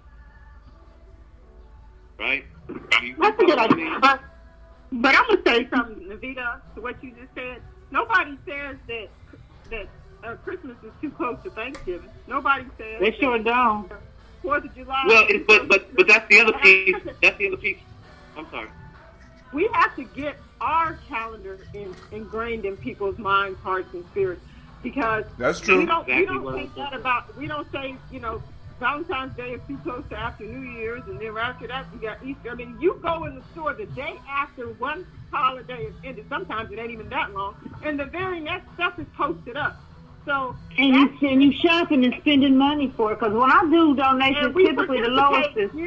That's true. Before we got a thumbs up on that. Into a conscious mindset, we participate in all that mindlessly, just flow from one to the next, spending the money along the way. So now the question is, think like economists as well, because you got to understand this, is that those dates that run like that, it's very strategic. For example, like you do your most spending during the holiday season, and the incentive and keeping your mind off of that is, that tax season coming right around the corner. You're gonna be able to, you know what I mean? So when you look at the American flow, if we're gonna put holidays together, we got to base it on the African American flow. So if we got something that we really want people to be sharp at, right around or after tax day, we really need to, we already got the whole month of February, any day that month, to be able to do anything we want. But strategically, we have to be able to promote things on a wider scale outside of our our own communities, but on. Wait, time out. Now, wait, hold on. We got to be careful about that, right? Because trying to promote stuff outside of our community and include everybody is problematic. One, for me. We have everything we need with ourselves. Right. Now, what I'm saying is we don't make it exclusive. We could, if you want to come, you want to celebrate with us, by all means. You come celebrate with us. You want to come spend money? Hear about it, or you drive by and you stop to see what the festival is. That's fine, but we're not going out. We're not right. We're not soliciting you. We're not asking for your support. I'm not going to say what I want to say. Effort. No, we do not. At any point in time, do I think we should ever do that? We actually, that's the problem. We do not see ourselves as what we are. We are a nation within this nation. We don't need them to do anything. When you look at the money, when I sit down and I look at just the money that I spend as an individual, we have the money. We have trillions of dollars, and we spend it all the time. We don't need to solicit them. Well, now, start thinking systems, start thinking institutions.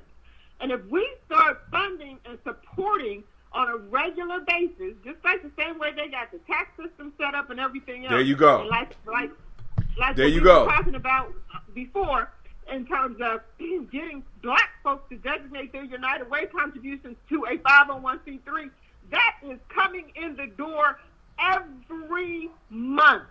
Thousands, but hold on. of dollars. CeeLo, we need to take that thought to a whole nother level, because if it's coming through the United Way, it's still coming through their hands. They're collect. We need to be. It is, but what I'm saying is, we set up our own 501c3 and we solicit them outside of them. I can dig that. Is to get a flow, but we have to set up a 501c3 because these people will want to be able. You were offering them the opportunity to donate and still keep that tax benefit and do us directly as our own 501c3, but we have to establish that first. Well, time out, because here's the thing, and here's where the game has changed, because I understand, I always said, what it is that you're doing, and when it comes to what Tim is talking about, here's the piece, though. One of the community builders here is a part of an organization. They started their own, it's called IOBI. It's the crowdfunding organization, right? They will act as a fiscal advisor as they're helping you fundraise. And the piece is this. That is the way to go right now outside of incorporating for the nonprofit, because like how Tim said, when you go through that, it's very systematic. It's very, there's a protocol to getting that check. If you use another agency like the United Way, I'm not talking about that. I'm talking about being your own independent 501c3. Because that's what I'm talking about. I've had my own 501c3 for over 7 years now, and what I'm saying is that there's a protocol to getting that money. And the piece is that what I'm saying is that without having a 501c3, there are crowdfunding organizations that connect you directly with the philanthropists who are giving money based on the story, not the numbers. Mm-hmm. And that's one thing in grant writing that's very important, is to understand who your audience is that sometimes the funders or the prospective funders need to see the numbers and the analytics to be able to understand, all right, especially when it comes to venture capitalists, when do we get ours back? Right? They need to see those numbers. When it comes to politics and white papers, you need to see the numbers to be able to change policy. When it comes to changing and social change and using the money of philanthropists with big hearts and big pockets, they need to hear the story. They need to connect from an EQ level to be able to say, you know what? That right there is the thing I want to put my money with. Right there, they have an idea. Hold on. And that could be a piece of it, but we're not necessarily looking for big philanthropy. We are looking to what I'm talking about is harnessing what we as individuals, we're not talking about mega grants and all that. What if we were to actually redirect what we, the little people, the regular people, can do together. You'd be amazed at how much money that Right. is. Without Absolutely. big philanthropy or philanthropic donations, I'm not talking about Right. that. Right. Well, it is, and what I'm saying is that platform reaches both. The grant writing Well, does not. That platform reaches the grassroots community. Grants as well as the can be a piece. Grants can be a piece. Philanthropic donations can be. But a why? Piece. But if we learn cooperative economics. But hold on, hey now, but hold on, CeeLo. This is what I'm saying. Listen, and this is where we kind of go awry, right? We don't need everybody. Now, for example, if far as Gye-Nyame or Tawi or any of these other organizations, if people are dedicating a certain amount of their income every month, regardless of even if it's a 501(c)(3) or not, if you're paying dues to something or you're paying a certain amount per month, what if we had 100 people doing that? Like $10 a month. You got 100 people doing $10 a month. That's $1,000 a month that can be parlayed and built to something. But this is what I'm saying. For example, and this is and sorry to say this, but look, hey, I know a weed man that has a very functional relationship with everybody in this community. We don't call it, paying tribute. We just, we give money towards the culture because we belong to that culture.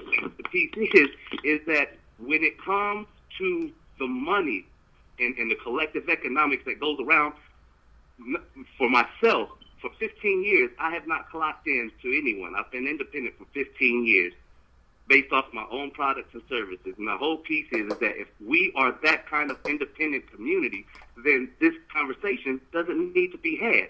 Because like Hatem, before I left Columbus, Hatem was putting boxes of produce together and delivering it to households. If those households were paying on a crowdfunding campaign every month, $20, bam, you got an incentive that comes back to you for $20. If you put in $50 in, you know exactly what's coming back to you at $50.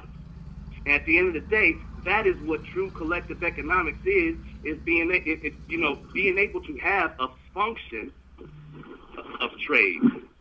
Having a function of trade, and especially when it comes to the things that we need in community. We don't need weed, but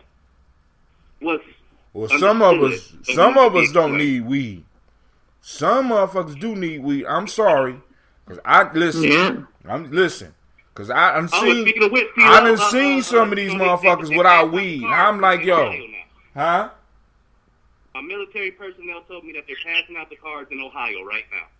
I'm just they are. I got a relative that prescribes medication. I'm just my issue is with weed. You're trading value, and that's all economics is about us trading value. And what we start to find is that people don't value our culture because we have been taught not to value our culture. So it's supposed to be free.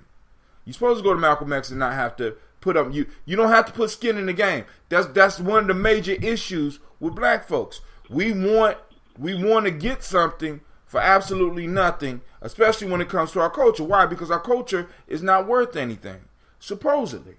But there is enough of us, because I'm not my whole issue is fuck the millions. Right? I'm gonna be honest with you.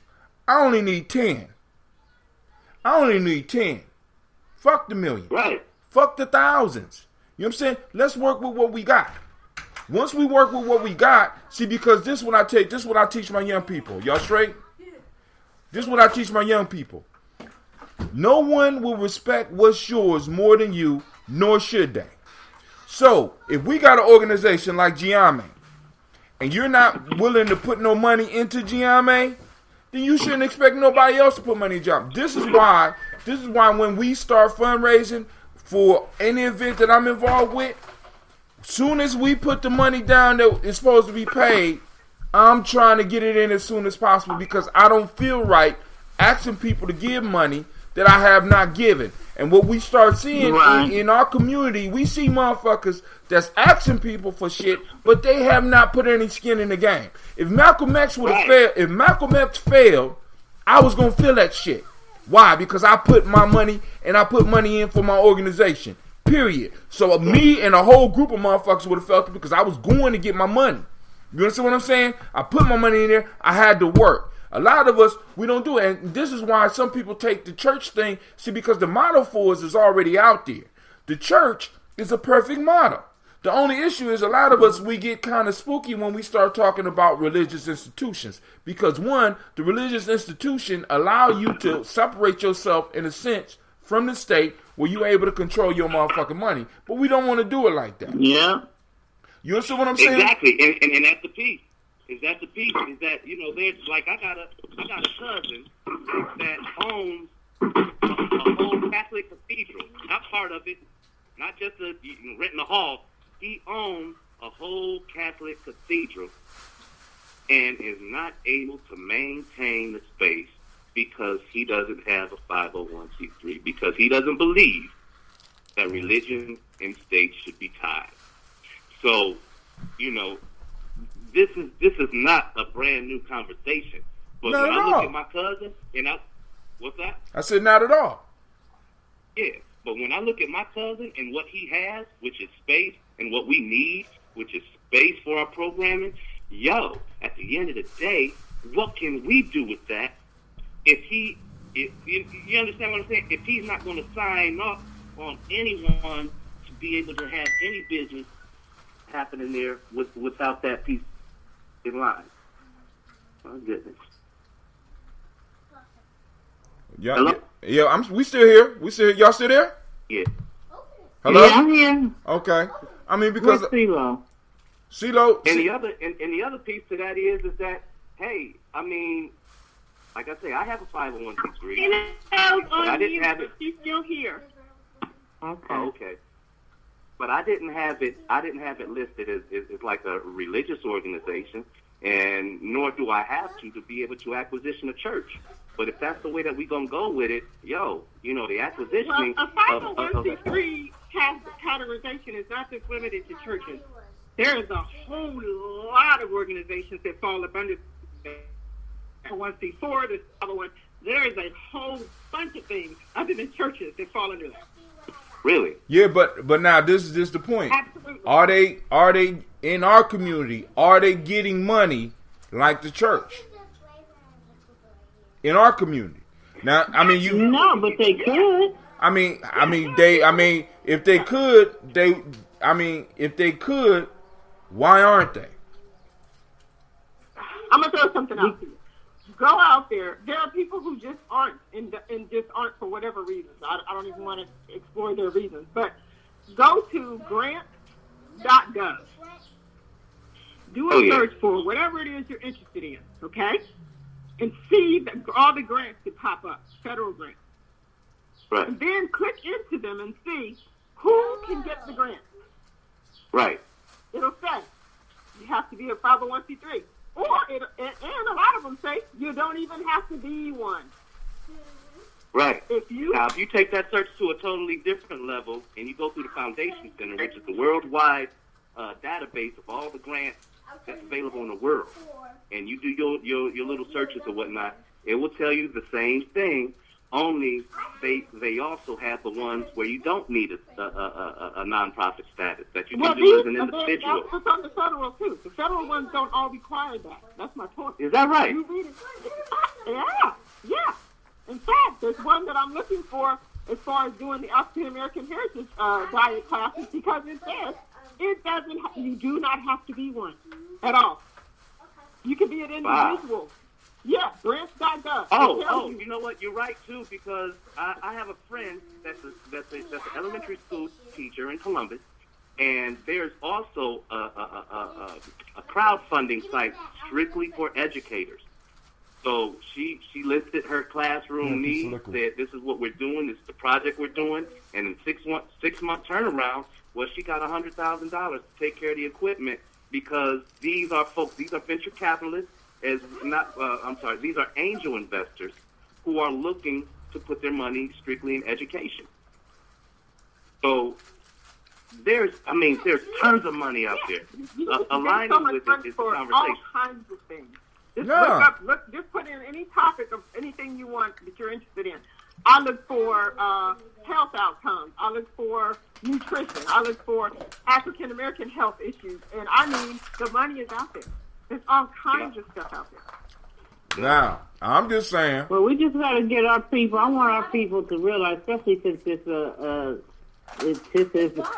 season, as they say, that as much as you're out here supporting a holiday, that you were still, your independence wasn't declared yet. You were still enslaved. So all that stuff that was written and all the beautiful colors and fireworks did not apply to your people. You know what I'm saying?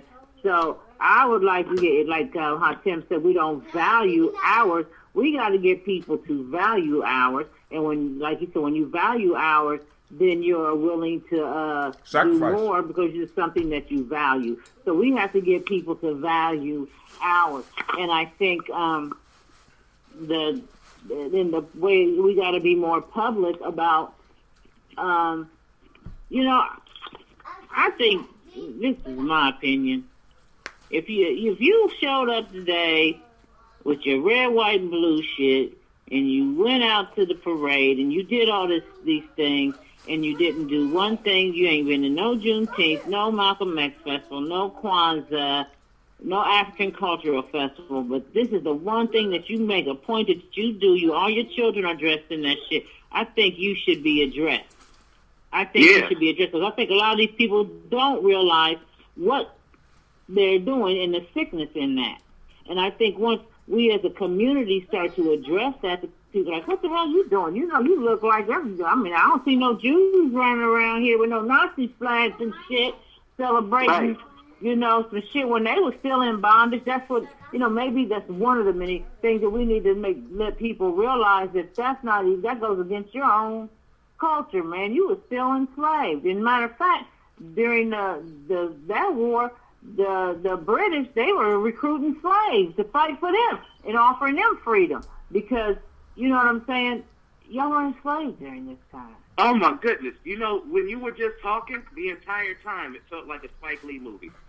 The entire time in my head, there's a montage of everything that you're talking about going on in my mind. And, like, in between every scene, there's James Brown from Rocky IV talking about living in America. Oh, God, and man. he got on the red, white, and blue. And come on, man. You tuned in me not to hear me. So I think a lot of our people don't even realize that. Like I was going through a post the other day, and I seen people talking about they were buying their outfits, for the 4th of July and shit. And, I'm so blessed that I think they should be ashamed of that shit. Listen. That's some shameful shit. If you don't even recognize your own shit. Well, hey, now, but that's because it's not there. I mean, you can't be mad at them if they're not there. I mean, you know what I'm saying? And it's like, they're not there because they don't have to be there. This is my piece. If we were to start working with the people that we do have and start showing some success with what we're doing, as we're slowly moving along, and as time goes on, we get better and better at doing what we're doing. Then people is going to start joining and start doing it, and we can start building up. Because my issue is, like, I don't mind doing the grants and all that shit, but my piece is, we have to have skin in the game. We got to have soul in the game. Or it don't even matter. You see, because we'll fall out about the money before we even get it once we start writing grants, if we're not really investing in it. I'm just saying, because that's why I always say when we do events, and I propose this for everybody who, and you know how I do, okay, you got to get this much money and put in the pot. And, I'm going to always donate outside of the game. I'll buy stuff for the cause just outside of the game. But if we can get people involved, if you, like I said, you get 20 people that you know to donate $20, that's 20 people in the community that you have reached. And if everybody on your thing does that, you have reached these 20 people, then in turn, even though it may be only $20, they have something invested in it. And what we got to get what we got to get rid of is that mind state of it's only. See, because for our people to invest in one of our things, it's major. With Kwanzaa, even if it's $20, whether it's even if it was $20 or what have you, they've invested. Exactly. Well, you know, the thing is, too, about a lot of the things, a lot of our deliverables in the community, there are actually some, you know, there's certain products and services that come out of our tribe that that really should be paid for and gifted to the people because it's a healing culture. You know what I'm saying? So, like, when we get into the whole finances of even when we're doing our festivals and we have the booth rentals and we're talking about, all right, we got these five festivals wrapped up into one vending cost, and to be a part of it, let's say that the cost was $300 to be able to get down on all of them. Everybody has to have their money in by a certain date, right? But the piece is that if they were to put up the three, then you have a sponsoring organization matching their funds so that it makes sense to all of us. You follow me? And then we have a shared incentive to include those who have the funding and spend that funding regardless on a year-round basis. They might not come up with the outcomes that we can produce, but for them to throw that incentive out to the same recipients that we're dealing with, I think there's a to be had. Yeah, I mean, that could be done, but I think that, in my opinion, the incentive should be that you are giving to your cultural festival. That should be an incentive enough. Oh, ideally. That's ideally speaking, but you know, yeah. I understand what you're saying. If you can get somebody to match that, that's cool. You know what I'm saying? I think that might be a bit of work to get people to match that kind of money. I don't know where that's going to come from, but if we could do that, that would be great. But, you know, what I would like to get people, and like the people that I talk to, you know, when I do festivals, they feel, at the end of the day, they feel like they've been a part of something of their own culture, and they funding stuff for their own culture, and they have a tendency, when I put it like that to them, and talk, you know, they have a tendency to, you know, really be on that and want to give, to put on something for their own culture, you know, because right now everybody's been talking about, you know, Black Lives Matter and Buy Black and all that, and we got to keep that going, to Wakanda forever. We got to keep that flow going, you know what I'm saying? Right. And see, like Hot man, I heard you just then, Hot Tim, and even if I felt the same way on the inside, at the end of the day, I understand that it's that vibration, that whole concept is a placeholder for a vibration, and when that vibration is there in the individual, it's easy to change their paradigm because it's just. I ain't changing paradigms. I don't change paradigms. Let's get that straight.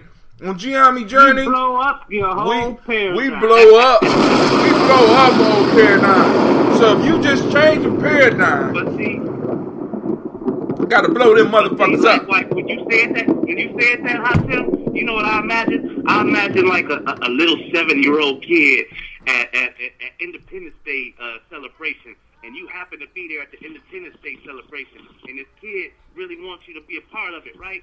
So he got 2 hot dogs instead of 1. Yes, he had 2 hot dogs. It's made out of the turkey, chicken, and swine, and he hands you he's reaching his hand out with a hot dog with the ketchup all perfect on it, and instead of reaching out to grab the hot dog, you reach out and smack him across the face. I'm not gonna slap the little boy across. I might slap the hot dog and throw it on the ground and stomp on it, but I'm not gonna slap the little boy. Now, I just got a text from one of my older brothers, Brother Melly Man, who trying to help me out. Him and Quojo's trying to help me out because they see that the afro ain't growing and my afro won't grow. So they let me know that I can't do the Frederick Douglass.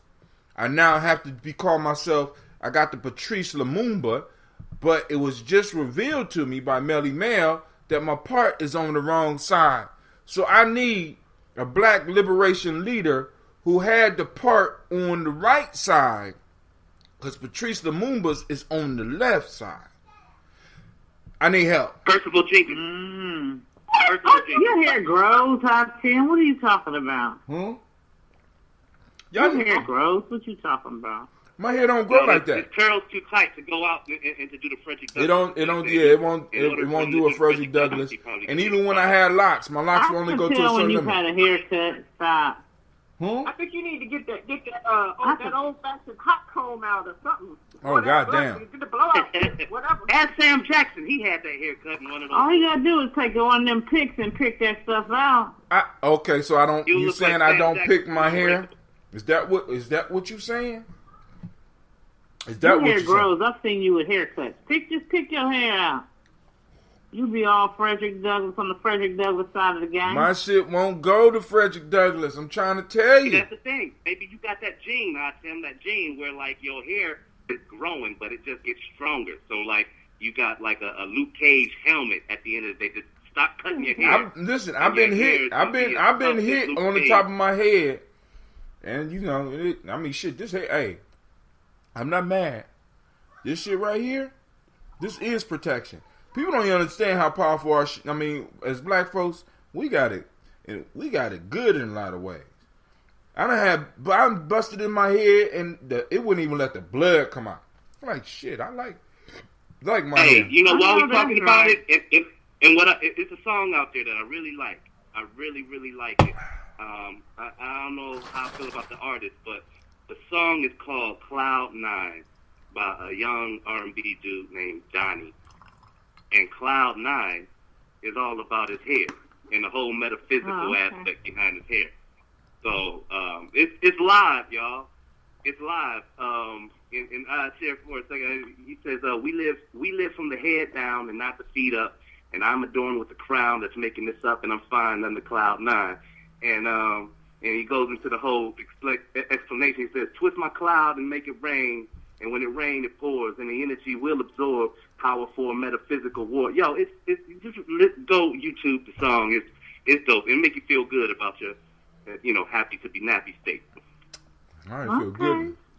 All right, feel good about Well, my let hair. me stand off of that because we haven't set a date yet, but our next movie will be Dark Girls documentary. I thought we did Is set a everybody date. familiar with that? I thought you did set a date. Well, we missed that date, didn't we?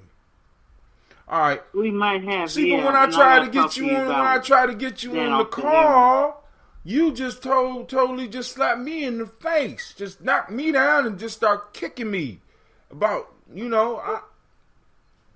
I wasn't trying to set a date, huh? What you talking about? I was trying to get you on the call so that we can go and discuss stuff like this. Oh, listen. I told you this. Shh. If they want to come on and do a Gye-Nyame Journey production, it is everything, baby. Listen to me. Trust me. No. Trust me. That's all I'm saying. No, it's not. You're doing two separate things and bringing them in together. And I get that it's two entities working, but I'm not doing that. Hey, you know with what? that entity. I'm not doing that with that entity because I've been instructed that I can't. And I'm not going to do that. I'm going to work with this. I got you. Right here, as Illumina would say. I got you. I'm going to work with this right here. And I don't need to partner with them over there. Because I'm going to do my movie night as a Gye-Nyame production. I got you. Okay.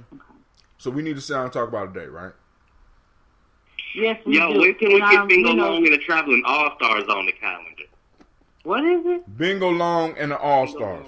Oh, we was talking about that one day. Well, let me take a look and see. As long as we can get people to show up for it, then I'm fine with that. And we can work on promoting it. I don't know what it is, but it sounds good to me.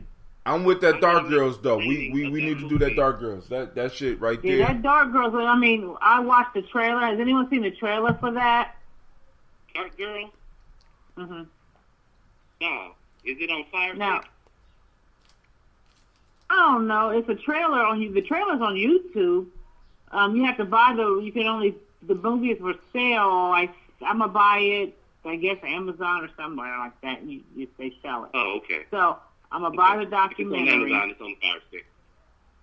And I want people to come together as a group I have and a watch discussion. this movie. And Watch I it would and- like for people to have people of all age groups, especially younger and older, especially younger, because when you watch it and some of the younger people and how they've been affected by being darker girls and the things that are said, I don't think people realize how that affects the psyche of people who, when they say certain things to people because they're darker skin, especially the young ladies and their beauty and the animosity that a lot of them grow up with towards lighter girls like me, because they've been, like they show a clip of the one brother like, I got to have me a red bone, and I like them light skin, and then when I hear, because I have had guys who date me, and be like, oh, you a fine red bone, and I hate that. I'm like, don't call me that. You know what I'm saying? I don't like nothing about you saying that you are attracted to me because I am lighter complected.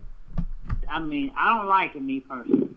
And with all the dark skin and light skin throughout the history, I don't care if we're talking about R. Kelly or El DeBarge, I really cannot connect with any of the stereotypes of light skinned folk, like, light skinned girls, they mean.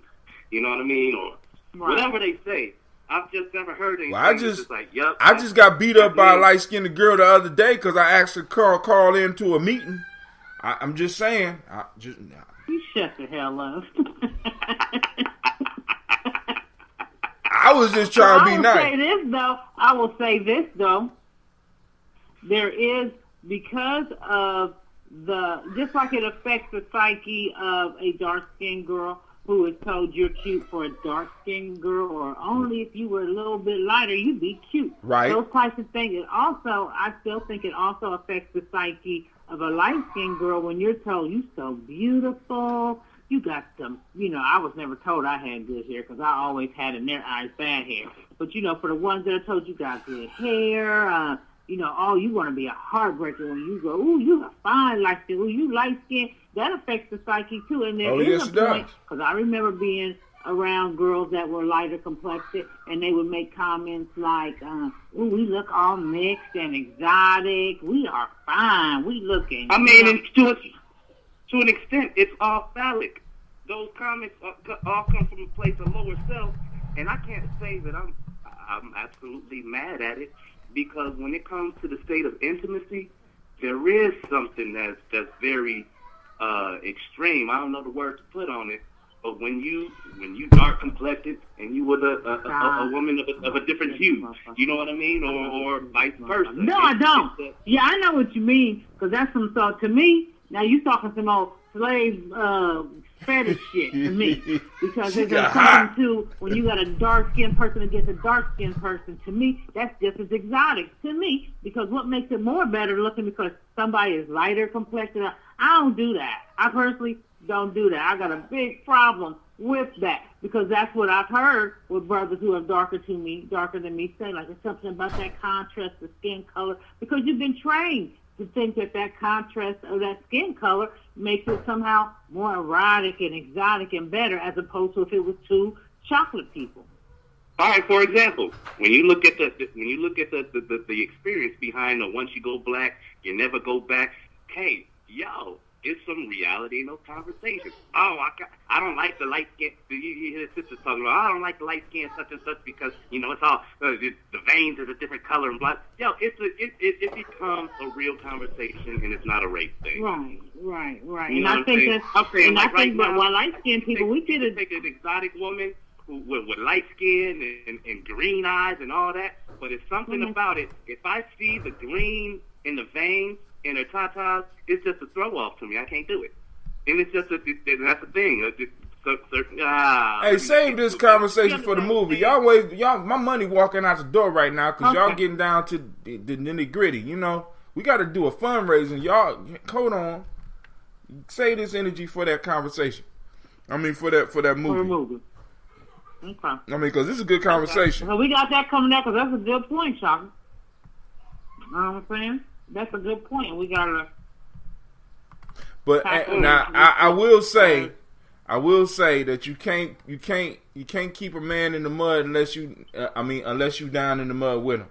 So what appears to could be a blessing could also be a curse. So yeah, I hear you. As far as you could mess some people up by telling them certain things, negative and positive. You know what I'm saying? So I hear you. So all right, family. Now what I want to do, I want to thank everybody for tuning in right now.